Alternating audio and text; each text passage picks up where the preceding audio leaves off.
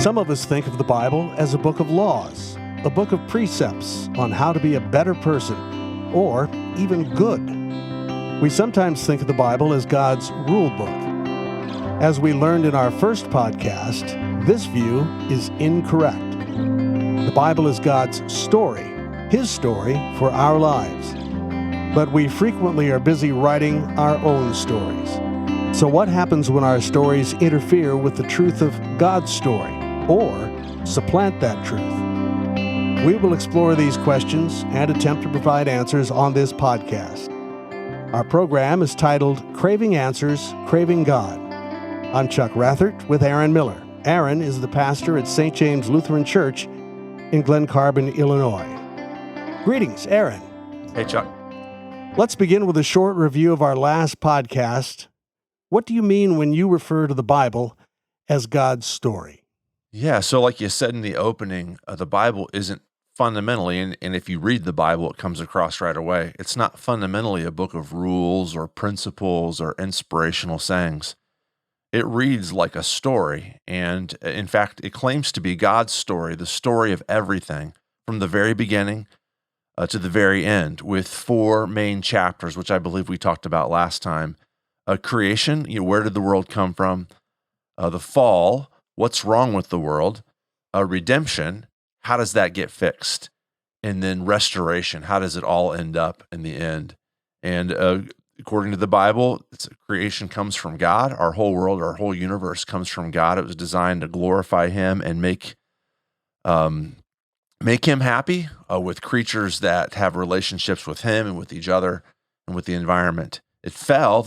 Everything that is in our world that's wrong is because humans rebelled and introduced brokenness and corruption into everything from a fight with your neighbor to a skin knee to ultimately death, and everything that's in between happens because humans have rebelled against God.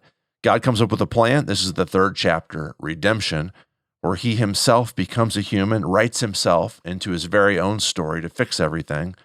And then restoration, He is in the process through the power of the gospel, making everything new, and He's finally going to return someday and undo all the wrong and put everything to right in His new creation. There are a lot of us who don't turn to the Bible very often until we feel for some reason that we need an injection or we need to reacquaint ourselves with the Bible, and we usually do that when we get into some kind of adversity or trouble. So if that's my practice, how far am I away from understanding the Bible as God's story, as you just described it? Well, probably quite far, because the problem we have is that everybody is going to order their lives around story. It's kind of a weird thing to say, but we don't think of ourselves in terms of list of belief. We usually think of ourselves. In fact, I just met a guy yesterday for the first time, and I asked him, tell me a little bit about yourself. And he doesn't instantly say, my favorite color is blue, and I really tend to be lonely.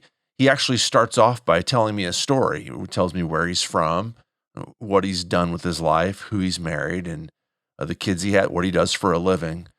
And he tells me a story. And because we all think in terms of these stories, we are going to have a story. And if it's not God's story, it'll be one of the stories that's on offer from the culture. So I said in the opening that we are, at the same time, God has His story in play. We are very busy writing our own stories. Yeah. And I'm thinking that it's probably true that for many of us, we come to the Bible, and what we're trying to do is find our own story and validate our own story, use the Bible for that. How do we stop doing that and start reading it in the context that you've described? Yeah, you're totally right. Christians will do that. Christians will bring their own stories to the Bible. Non-believers won't. They're content with the stories that they're writing, or if they do think about the Bible, they'll think of it as a false story, a bad narrative. But first of all, being open-minded to the fact that we're all writing our own stories, and also being open-minded to the stories that are on offer in our culture. That there's several big, major, according to the Bible, false narratives that we use to write our own stories, being aware of those and that they are, in fact, not ultimate reality, but that they are fake stories, helps people who are interested in the story of the Bible come to the Bible looking for this alternate story with this way better ending than the stories that we usually believe have.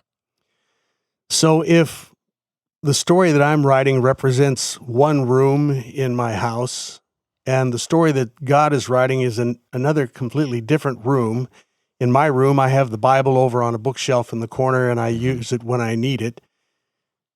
But in God's room, if I go through the door and enter his room, how am I going to cover that distance? If I'm internalized to the point where it's all about my story, how are you going to get me from there into God's room? Yeah, that's a great question. There's that self-awareness, being aware of your own fake story that you're trying to write, that we're trying to write, each one of us. It happens when we're challenged. There's this fantastic book by Thomas Kuhn called Structure of Scientific Revolutions, where he actually coins the phrase paradigm shift. We have to be challenged a number of times by a true story before we begin to give up our fake stories, he argues. Now he's talking about science and how did the world go from Copernican physics to Isaac Newton's version of physics to quantum. And he says you just have to be confronted by the reality over and over before you begin to see this. And so one of the things to do is to get into God's story and to begin to feel your way around in it. And also, to be aware of the fake story that you and I are tending to write in our lives, which it's hard to do because if everybody's writing the same fake story, it just begins to be a part of the background noise and we don't realize it. But so for instance, a big fake story in our culture is the story of individualism. And all these stories have their same version of these creation, fall, redemption, and restoration.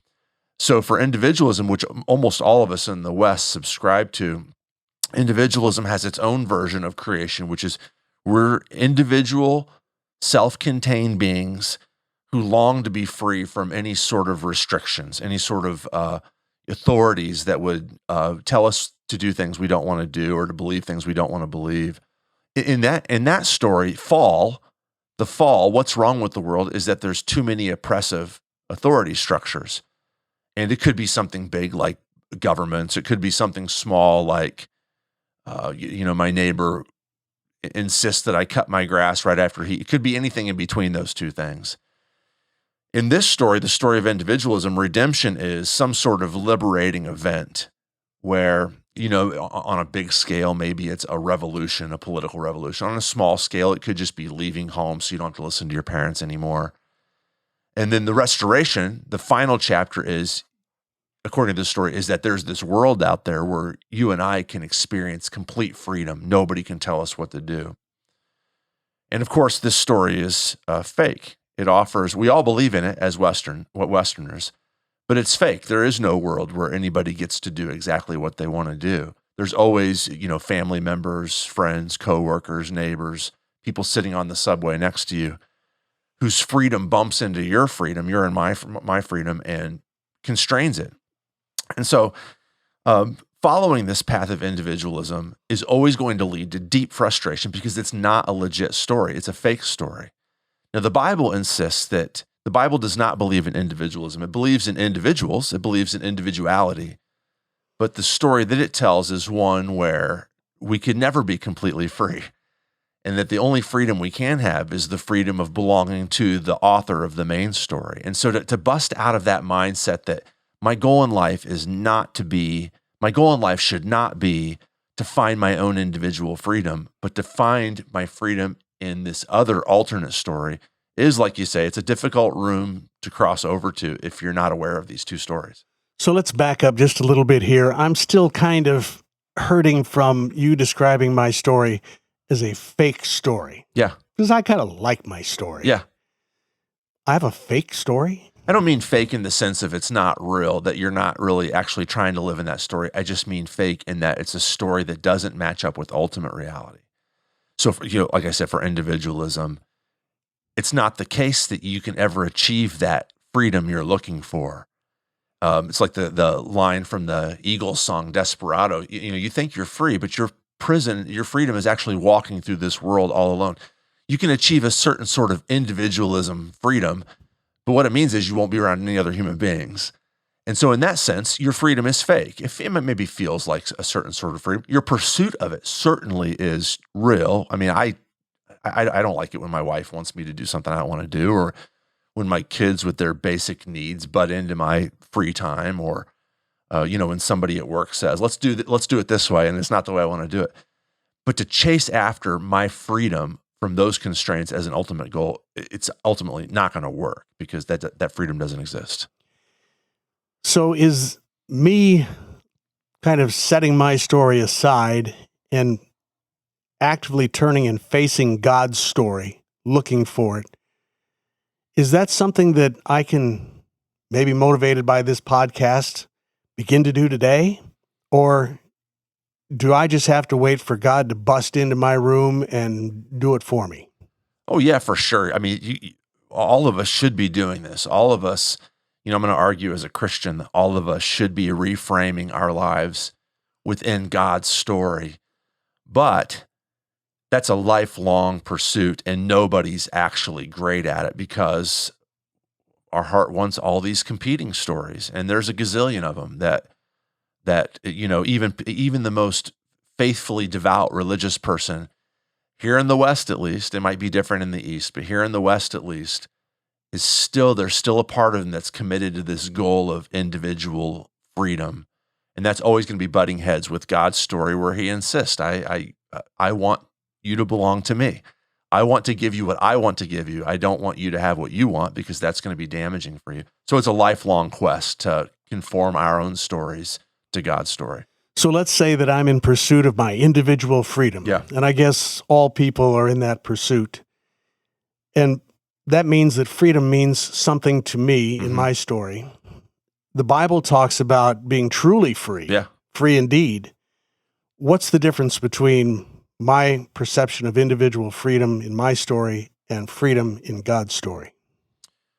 Yeah, so trying to nail down here, within this false story, what freedom means. So freedom is great. I mean, we all, the part of these stories, and I have several of them that we can talk about too, fake stories, they all present a part of God's creation, which is good, as the ultimate good. So freedom, like you say, Chuck, God offers us freedom. You will know the truth, and the truth will set you free. So freedom is not bad, it's good. But when we make it our ultimate good, and our story that we're writing to achieve it, the ultimate way to achieve it, then it becomes idolatrous, which, on a religious sense, of course, that's offensive to the Creator God, who wants to be the one and only one who's worshiped. But also, like I said, it just doesn't work. Individualism doesn't work. Okay, so what's the difference between God's freedom?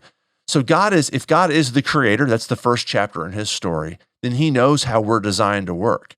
My notions of what will make me free aren't necessarily true, but his notions as the Creator are. And an example I like to use sometimes, which a lot of people have heard before, is, if a train thinks that, I hate being constrained to these tracks. I'd love to get off into this field over here and go exploring. That's a certain sort of freedom. Yes, the train is bound to the story of the engineers who built those tracks.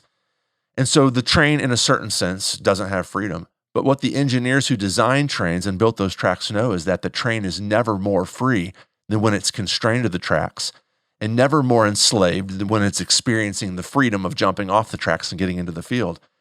And so it's counterintuitive, if our story isn't the Bible, if our story isn't God's story, it's counterintuitive to imagine that freedom could be anything less than me choosing to do what I want. And yet God insists, I've designed the tracks. If you trust me, if you stay on this story that I'm writing, you will experience the true freedom of being able to zoom around quickly. But it's different definitions of freedom. Another story that's kind of related to this, let me talk about this for a second, if I can, is one of the main stories that we like to tell ourselves in our culture is the story of the sexual revolution, with, if I can run through the 4 chapters there, the creation, who are we? We are ultimately, in the story of the sexual revolution, we're beings with desires that need to be fulfilled. The fall, what's wrong, is oppressiveness, a culture that looks down upon sexual expression, a culture that says, people exploring their sexuality be wrong. A lot of times religion gets blamed for this, falsely, because again, it's clear if you read the Bible, God has a wonderfully robust and vibrant view of human sexuality that he wants us to enjoy. However, within the framework of the story of the sexual revolution, oppression is being told you can't experience sex the way you want to. A redemption, though, within this story, redemption is liberation, the sexual revolution, everything that goes along with this, the freedom to have sex with whoever I want to. And then the restoration, the ultimate goal is pleasure, infinite pleasure sexually. But that sort of freedom, that desire for freedom within that story of the sexual revolution, I'm not the first one to say this. It's actually enslaving. People don't experience sexual freedom. Your train is in the field? Yeah, the train is in the field. You think you get to do what you want, but actually there's a great website I was just looking at recently called fightthenewdrug.org, which argues that people who become addicted to porn, their brain is actually rewired so that they think a certain way. And this is what our so-called sexual freedom, and I'm picking on the sexual revolution here, but actually any of the stories that we tell ourselves where we achieve our own version of freedom fall into this same trap, like the train is in the field. But instead, so what's happening is that one good part of God's creation, sexuality, is being exalted and made the ultimate good, where God wants to say to us, within his story, there's a place for incredible amounts of sexual enjoyment and freedom, but within his story. And it's within that story that sex becomes what it was designed to be. It becomes fulfilling. So I'm going to assume, correct me if I'm wrong, that when you preach, that you are trying to stay on the tracks of God's story when you're preaching to your congregants. But maybe I'm sitting in the pew and my ears are tuned to my story. Yeah. Do you think more than half of us or less than half of us have that disconnect going on when you're trying to communicate God's story to us? Probably all of us. It's a lifelong, like I said earlier, it's a lifelong pursuit of conforming our stories. They always slip, but they're so pervasive. The movies that we watch, the TV shows that we watch are going to always emphasize individual, whether it's a revenge movie or a rom-com or a drama. Human individuality is always going to be emphasized. And so it's always sneaking up on us like that. Part of my job as a pastor, part of any Christian's job who talks to other people about their faith, is to not only present God's story, it's the main job, but also to highlight the idolatrous stories that our culture has on offer, and to always be pointing those out as fake stories. And so I have to always be trying to think of creative ways. I don't always do a good job, one, because I'm not the best communicator, but two, because I'm fighting my own battles with my stories, my own fake stories, that I have. Power is a big one, is a big fake story of mine, that I need to be in control. And what's wrong is people won't let me be in control. But if I can convince people that I'm right, or if I can, win an election or get the promotion at work, then I will be in charge and things will go well. That's a fake story that I'm always telling myself. And so when I start to preach or talk to people about Christianity, I find myself battling that fake story as well, and thinking, if I can just convince people that this is true, then I'll get my way. And that itself is a fake idolatrous story that I've always has to be challenged in my own mind. So what would you say to the person who's listening to us who says, well, Aaron's making a lot of sense here, but then he tells me that he's fighting these own battles, and you've been in the ministry for a while. You're in your 40s now, so you've been around the block at least a couple of times, and you're still struggling with it. So if I'm going to switch to your perspective and I'm going to incorporate God's story, I'd like to see a finish line somewhere. I'd like to get there so that if I took advantage of your advice, I could feel like maybe by Friday I could have this taken care of. Yeah. But it doesn't sound like you've been able to get to Friday yet. No. So there is a Friday. There is a finish line. That's what the last chapter, all these stories promise, a finish line. Whether it's, freedom or, individual freedom or having power or having sexual satisfaction. They all promise a finish line. Now, in God's story, the finish line he promises is when Jesus returns to make all things new. Meanwhile, we have progress toward that. In the power of the gospel, we begin to see more of this real freedom, more and more all the time. We see more sexual satisfaction. Whether we're, married or single, we see satisfaction in the gifts that God has given us, whether it's in sex or in food or in gardening or whatever it is. That happens slowly but surely, and none of us are ever perfect at it. There is all I can say is this, is that there actually is an end goal. There is a Friday in Christianity. None of the other stories have a Friday. It's always a carrot that's just beyond our reach. What I would say to encourage anybody who's interested in the story of the Bible, what I would say is this, is that there are some good things that happen in the pursuit of those good things. For instance, being healthy. Now, I try to go out and jog 3 or 4 times a week. It would be great if I was so healthy that I could jog forever and ever. I was reading C.S. Lewis's The Last Battle in the Chronicles of Narnia to my daughter recently, and in in the new creation story that gets told in that book, the creatures can run and fly, they can sprint and never get tired. So I'm out there jogging, and I would think that'd be great if I could sprint and never get tired. That's actually not going to happen, though. And anybody who runs knows that is not going to happen. Instead, what do you do when you're jogging? What you're doing is, I want to jog a little bit farther next week. That's success. To be content with growing in this story of good health, but knowing it's never something that you'll ever attain in this life, but to constantly be pursuing it and to find satisfaction in seeing bits and bits of the story get unfolded more and more as we go along. What would you say to a person listening to us who says, wow, I've never heard this before. I've never really thought outside my own story before. And I know that God has a story, and I'm interested in it, and I'd like to begin that journey now. I'd like to do what I need to do in order to make that transition, but I have no idea how to start it or where to go. Yeah. What would you say? Well, a couple things. One is you just get into the story. We have the story written down in the Bible. You read, that's what you guys always say. Well, read your Bible. Yeah. And I'm going to say, I have read my Bible, yeah. But until now, I've always read it in the context of my own story, looking for things that are useful for my story, looking for things that validate what I believe to be true. Yeah. If I continue doing that, then I'm not going to follow your advice. Where's the switch on the track so that I can head a different direction? The second thing I was going to say is read your Bible in community with other Christians. So for people who are listening to this, if I am your pastor, I can certainly help.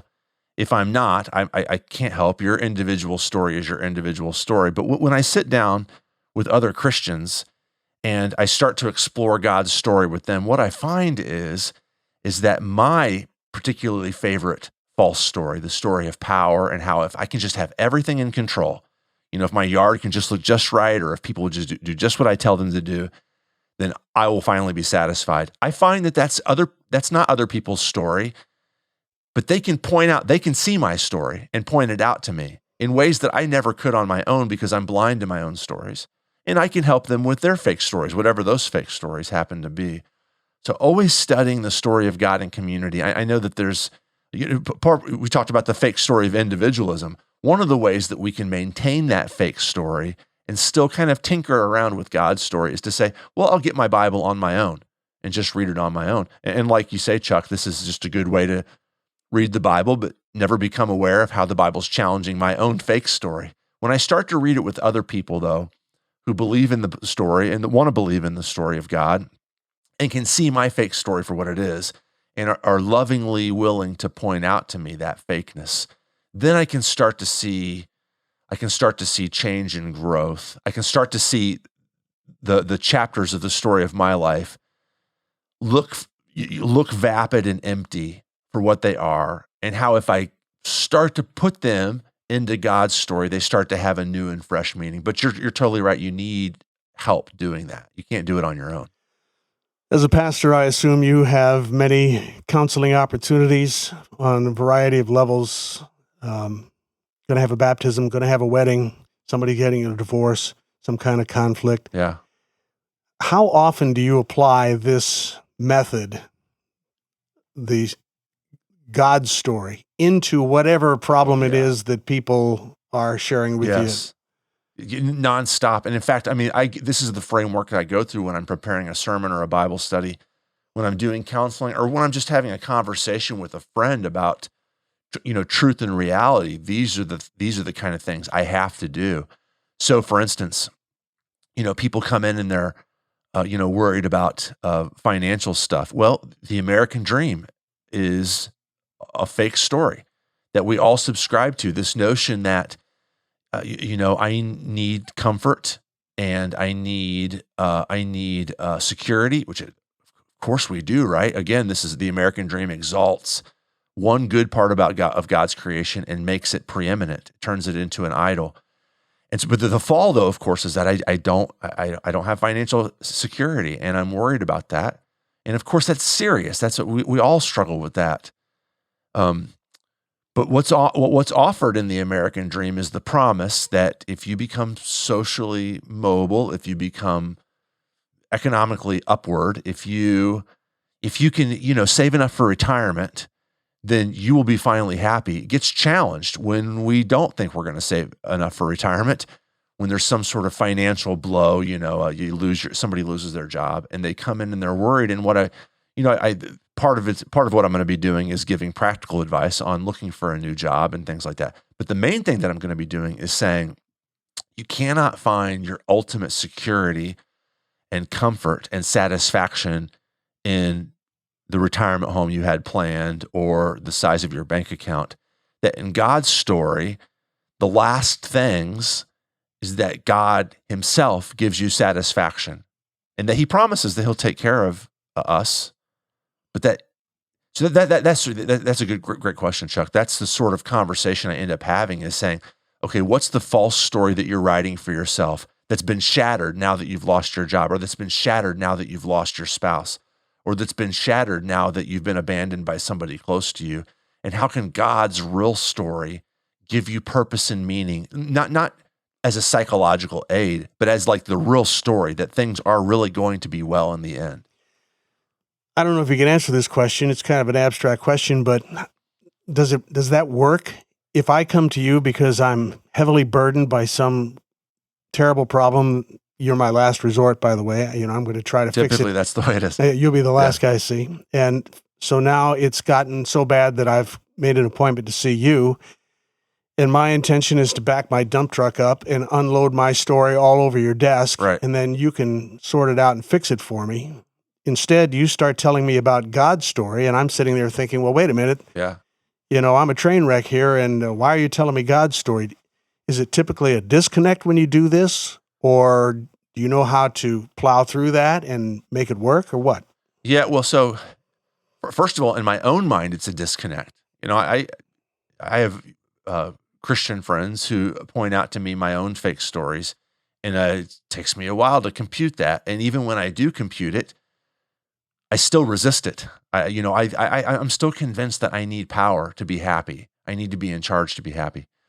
So, it's always going to be a challenge. There's always going to be a gap there, and we're always going to struggle with it. Now, sometimes there's like I said, there's this journey, there's this slow process of coming to see God's story as the real story. Sometimes people reject it. Sometimes I can say, look, you want to leave, you want to leave your wife because you think that this affair that you've started and the sexual pleasure you're getting from that is ultimate meaning. I'm just telling you, it's not going to make you happy. Instead, what's really going to make you happy is experiencing your sexuality within your covenantly committed marriage. Some people just walk away because they don't believe it, and they're not going to believe it until hopefully down the road they realize that it's not going to make them happy, and hopefully the seeds that have been planted by God's word, they'll come back to it. If I tell somebody, don't worry about money. Money could never make you happy anyway. I know if somebody told me that if I lost my job, I'd be like, not really sure. I can hear you saying religious things that I'm supposed to agree with, but I'm not really sure if I agree with you that money, I do need money. I do need money to be satisfied. So there's always a disconnect, and hopefully the Holy Spirit will start to draw people into the real story, but sometimes not. One more question for the person who's listening to us today, who is now thinking about, I'm familiar with God's story, and it is sort of in second place in my daily affairs. Should we sit down and try to do an inventory of those stories in our own lives that really we've turned into idols? And if we should, are we even capable of doing that? Yes and no. Yes, we are capable of doing it. Almost always, though. Almost always in community. And so if you're not involved in a Christian community, or if you're not seeking counsel from a godly Christian, a pastor or a minister, the first step to this is getting into that community and having somebody outside of yourself point you to that story. The other thing to do is there are great books about idolatry that if anybody wants to get a hold of us, I can totally recommend those books, which specialize in pointing out to us the idolatrous stories that we tell.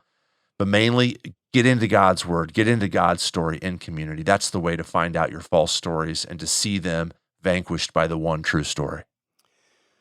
Thank you, Aaron. We're going to continue this theme next time we meet. Let's do it. All right, we'll do that then. Thank you also for listening to our Craving Answers, Craving God podcast with Pastor Aaron Miller, pastor at St. James Lutheran Church in Glen Carbon, Illinois. If you have a topic or a question for Pastor Miller, please go to our website at stjamesglencarbon.org and click Contact Us. You'll be able to leave a message there. Thanks for listening.